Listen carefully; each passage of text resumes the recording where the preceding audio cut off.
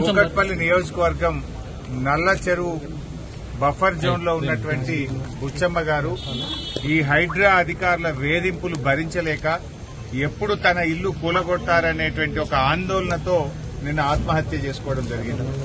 ఇవాళ ఈ హైడ్రా పేరిట ఇప్పటికే 3 ఆత్మహత్యలు ఈ హైదరాబాద్ నగరంలో జరిగాయి.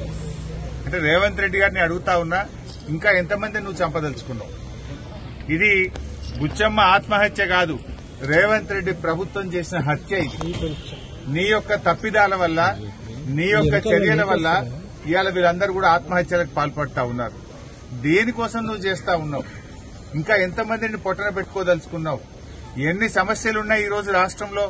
ఇప్పుడే గాంధీ ఆసుపత్రిలో మేము మా ఎమ్మెల్యే గారు రావడం లేట్ అయితే అక్కడ నిలబడి చూస్తా ఉంటే మెడికల్ షాప్ దగ్గర లైన్లలో నిలబడి మందులు కొనుక్కుంటున్నారు.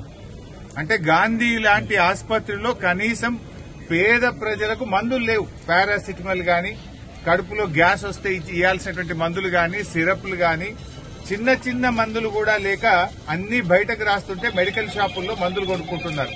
అంటే ప్రభుత్వ ఆసుపత్రుల్ని నిర్వీర్యం చేసిండు రేవంత్ రెడ్డి గారు. గవర్నమెంట్ హాస్టళ్లు, స్కూళ్లలో పిల్లలకు పురుగులు అన్నం పెడితే, నీళ్ల చారు పెడితే తినలేక స్కూల్ పిల్లలు రోడ్ల మీదకి వస్తున్నటువంటి తదితర వ్యాధులతో లక్షలాది మంది ప్రజలు బాధపడుతున్నారు. ఆ పనుల మీద రివ్యూ చేయవా అంటే కూల్చే పని మీద పడ్డడినా. నువ్వు కట్టే పని చేయి, హైదరాబాద్ నిలబెట్టే ప్రయత్నం చేయి, కానీ ఈ పిచ్చి ప్రయత్నాలు మానుకో, కూల్చివేతలు మానుకో, పేద ప్రజల ఉసురు పోసుకోవద్దని రేవంత్ రెడ్డి ప్రభుత్వాన్ని హెచ్చరిస్తున్నాం. వెంటనే అన్ని పార్టీల అఖిలపక్ష సమావేశాన్ని పిలవండి. హైదరాబాద్ జీహెచ్ఎంసీ పరిధిలో ఎమ్మెల్యేలతో సమావేశం పెట్టండి. వాళ్ళందరి అభిప్రాయాలు తీసుకోండి. ఎవరిచ్చిన అనుమతులు? నీ కాంగ్రెస్ ప్రభుత్వ హయాంలో, గత తెలుగుదేశం ప్రభుత్వ హయాంలోనే వాళ్ళ ప్లాట్లు రిజిస్ట్రేషన్లు అయినాయి. వాళ్లకు గ్రామ పంచాయతీలు, మున్సిపాలిటీలు పర్మిషన్లు ఇచ్చిండ్రు. వాళ్లకు నల్ల బిల్లు కడుతున్నారు, కరెంటు బిల్లు కడుతున్నారు, మున్సిపల్ ట్యాక్స్ కడుతున్నారు.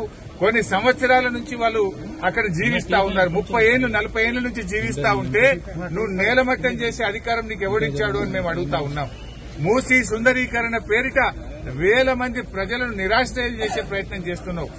2013 భూసేకరణ చట్టం ప్రకారంగా ఎవరైనా పేదలను, నిర్వాసితులను వాళ్ళ ఇండ్లు తీసుకోవాలంటే వాళ్లకు ఇంటికి నష్టపరిహారం ఇవ్వాలి, వాళ్ళకు కొత్తగా డబుల్ బెడ్రూమ్ ఇల్లు కట్టియాలి, జీవనోపాధి కింద 5 లక్షల రూపాయలు ఇవ్వాలని నీ కాంగ్రెస్ ప్రభుత్వం 2013 చట్టం చెప్తా ఉన్నది. కానీ నువ్వు ఎక్కడో ఒక డబుల్ బెడ్రూమ్ ఇస్తా ఇల్లు కాల్ చేసిపోండి అంటే చేసి ఒప్పించి చేయాలి తప్ప ఈ బెదిరింపులు, శనివారం రాగానే కోర్టుకు సెలవు గనక శనివారం ఆదివారం నువ్వు కూలగొట్టేటువంటి ప్రయత్నాలు చేయడం ఇది మూర్ఖత్వం. ఇది నువ్వు పిచ్చిగా చేస్తా ఉన్నావు. ఇవాళ ప్రజలే ఉసురు పోసుకుంటా ఉన్నావు. ఒక ముఖ్యమంత్రిగా పేదలకు సాయం చేస్తావా, పేదలకు కన్నీళ్లు పెట్టిస్తావా? ఇవాళ హైదరాబాద్ లో లక్షలాది మంది ప్రజలు నిద్రపోని పరిస్థితి తెచ్చినావు. శనివారం ఆదివారం వస్తే ఎప్పుడు ఏమైతుందో అని ప్రజల్ని భయభ్రాంతులకు గురి చేసేటువంటి ప్రయత్నం చేస్తా ఉన్నావు. ఇప్పటికైనా పిచ్చి పనులు మానుకో. నువ్వు ప్రజలకు ఇచ్చిన హామీలు అమలు చేయి, పేదలకు మేలు చేసే ప్రయత్నం చేయి.